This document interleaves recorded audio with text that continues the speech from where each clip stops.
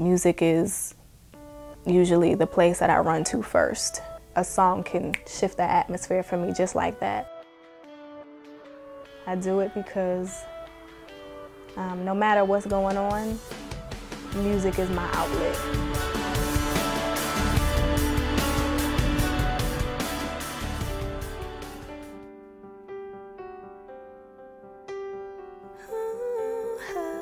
I've always been singing. We have this big radio, old school, with the record player on top and the tape cassette.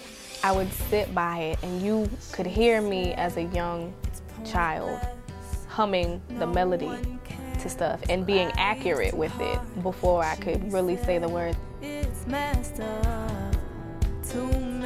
My parents, being parents, they wanted me to really focus on my academics because that would be the thing that would ensure that I could be financially independent.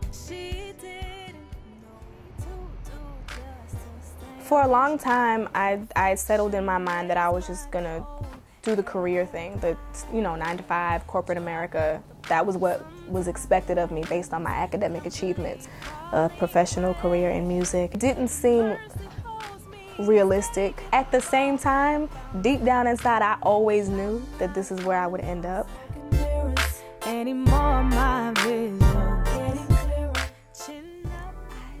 I never thought that I would be writing songs and having people be interested in my songs. Fear and doubt keeps you from pursuing dreams. Fear and doubt keeps you from being able to see yourself the way you really are. I sing in church. I was always directing choirs when I was younger, youth choir. The church that I grew up in with my dad, I directed the mass choir. Our college gospel choir directed that too.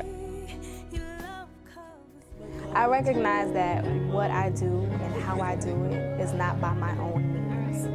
And I know who I am absent from music. I know who I am when I'm not writing. I know flaws that nobody else is ever gonna know, so I can't rest on those things. I do believe that gifting and talents, they can take you to places where your character cannot sustain you. When I think about the fact that there's a God out there who sees me at my worst, and he loves me like I'm the greatest thing in the world, that's mind-blowing to me. To know that God loves me unconditionally is ridiculous. It's absolutely ridiculous and amazing. That knowledge keeps me humble, and I know that without him, I'd be really whack. The stage is a very interesting place. Sometimes being on stage is nerve-wracking in the beginning, but I tend to lose myself. And then it really becomes just I'm talking to my dad right now. It's just me and you. And in that moment, nothing else really matters. For me, it's the place where I come alive. That's where I'm at my best. I got an internship one summer working for Sony Music. The best internship ever.